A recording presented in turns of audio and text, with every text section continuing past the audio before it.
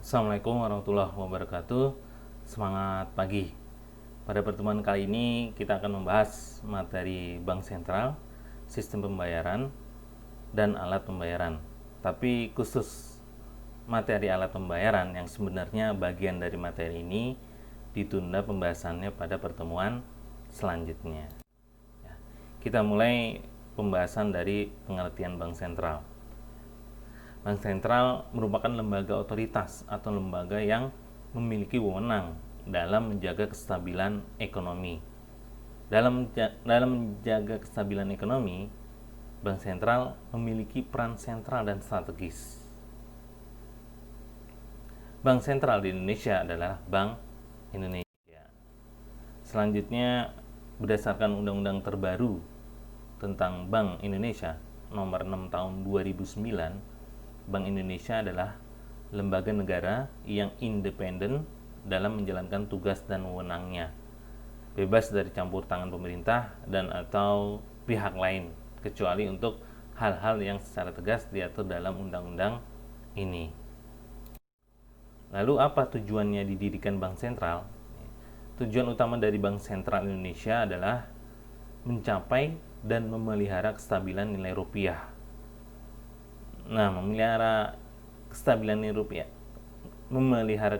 nilai rupiah itu mencakup dua aspek, yaitu yang pertama kestabilan nilai mata uang terhadap barang dan jasa, yang kedua kestabilan terhadap mata uang negara lain. Aspek pertama bisa dilihat dari laju inflasi atau kenaikan harga-harga barang, sedangkan aspek kedua bisa dilihat dari nilai tukar rupiah terhadap mata uang asing atau sering kita sebut kurs, dan yang sering masuk berita kurs dolar Amerika Serikat biasanya. Sekarang ini per 7 Januari sudah 13.938,20 rupiah.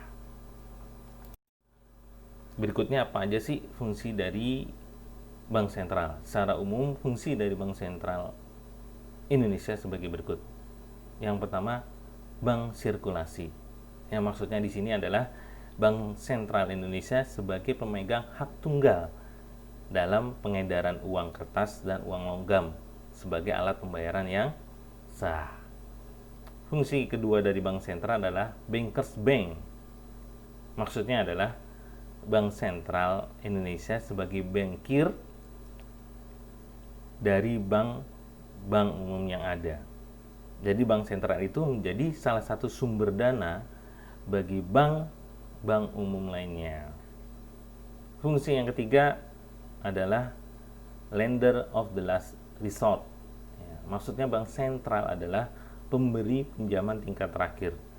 Jadi bank sentral dapat memberikan pinjaman kepada bank yang mengalami kesulitan likuiditas dalam bentuk kredit likuiditas darurat. Likuiditas ini maksudnya adalah kemampuan bank dalam membayar kewajiban atau hutang. Fungsi yang keempat, pelaksana kebijakan moneter. Nah, Bank Sentral sebagai pelaksana kebijakan moneter melakukan kebijakan moneter dengan mengeluarkan beberapa instrumen seperti cash ratio, open market operation, kebijakan diskonto, dan pengawasan kredit selektif. Fungsi yang kelima, fungsi terakhir dari Bank Sentral, menjaga posisi likuiditas negara. Maksudnya adalah Bank Sentral dalam menjaga posisi likuiditas negara, termasuk di dalamnya masalah pengaturan dan penatausahaan neraca pembayaran internasional. Nah, tadi itu fungsi-fungsi dari Bank Sentral. Selanjutnya kita bahas tugas Bank Sentral. Yang pertama itu menetapkan dan melaksanakan kebijakan moneter. Yang kedua, mengatur dan menjaga kelancaran sistem pembayaran. Dan yang ketiga, mengatur dan mengawasi bank. Nah, slide berikut akan dibahas secara rinci setiap tugas Bank Sentral tersebut. Yang pertama tadi tugas bank sentral adalah menetapkan dan melaksanakan kebijakan moneter. Kebijakan moneter dilakukan bank sentral dalam rangka mengatur jumlah uang yang beredar di masyarakat agar tercipta kestabilan nilai rupiah terhadap barang dan jasa. Selain itu, kebijakan moneter dilakukan bank sentral untuk mendorong perekonomian nasional. Nah, dalam pelaksanaan kebijakan moneter, bank sentral perlu berkoordinasi dengan pemerintah agar kebijakan moneter yang dijalankan sesuai dengan kebijakan fiskal dan kebijakan ekonomi lainnya yang ditetapkan oleh pemerintah, sehingga hasil yang diperoleh dari pelaksanakan kebijakan tersebut dapat maksimal. Nah, untuk melaksanakan kebijakan moneter, Bank Indonesia mempunyai beberapa wewenang sebagai berikut. Yang pertama, menetapkan tingkat diskonto, cadangan minimum bank umum, serta mengatur kredit atau pembiayaan. Yang kedua, menetapkan sasaran moneter dengan memperhatikan sasaran laju inflasi. Dan yang ketiga, melakukan pengendalian moneter dengan tidak terbatas pada operasi pasar terbuka di pasar uang, baik dalam bentuk mata uang rupiah maupun mata uang asing. Ya, dari tiga wewenang ini yang sering kita lihat di berita adalah Bank Indonesia menetapkan tingkat diskonto atau sering disebut BI rate. Ya, karena BI rate itu harus diumumkan ke publik. Nah, kemudian nantinya BI rate ini sangat mempengaruhi suku bunga dari bank atau perusahaan pembiayaan leasing ya untuk transaksi kredit. Lanjut ke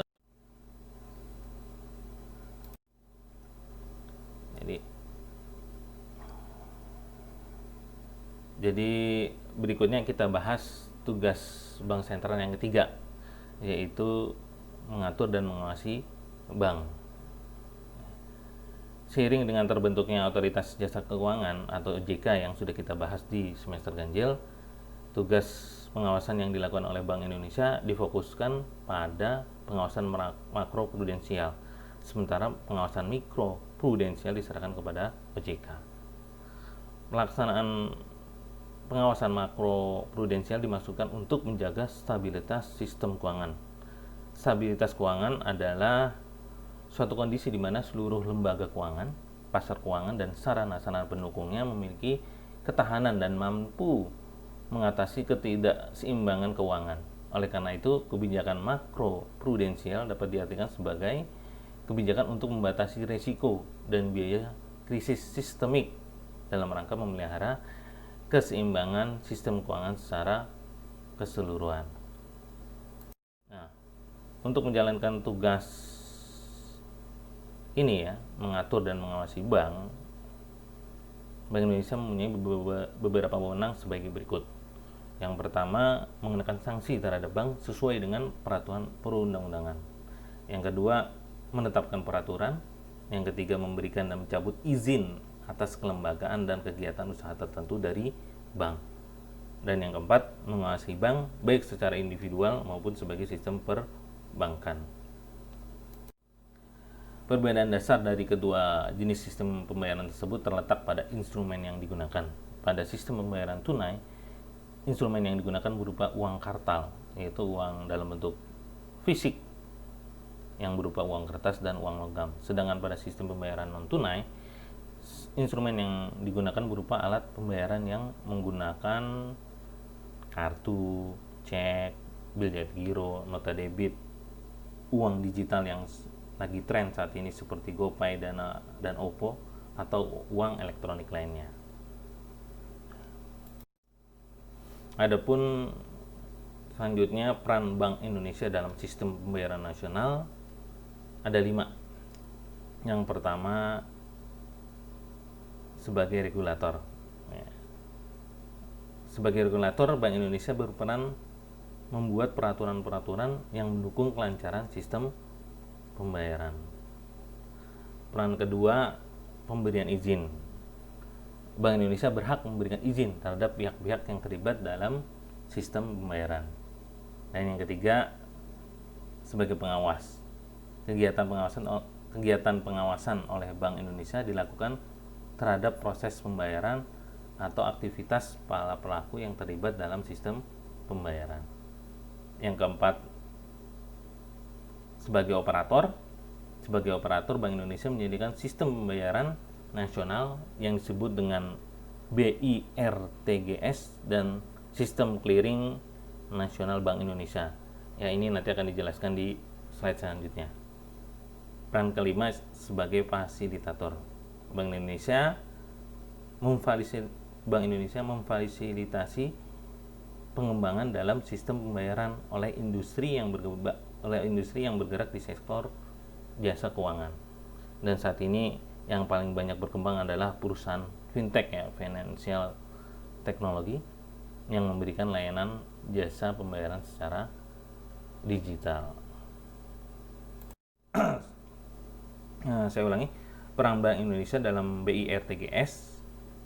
Bank Indonesia sebagai pembuat ketentuan atau pembuat regulatornya dan juga bertindak sebagai pengawas. Bank Indonesia juga sebagai penyelenggara atau operator dalam sistem BIRTGS. Kemudian Bank Indonesia juga sebagai pengguna dalam sistem pembayaran ini. Yang selanjutnya, Sistem Clearing Nasional Bank Indonesia (SKNBI). SKNBI adalah sistem transfer dana elektronik yang meliputi clearing debit dan clearing kredit yang penyelesaiannya setiap transaksinya dilakukan secara nasional.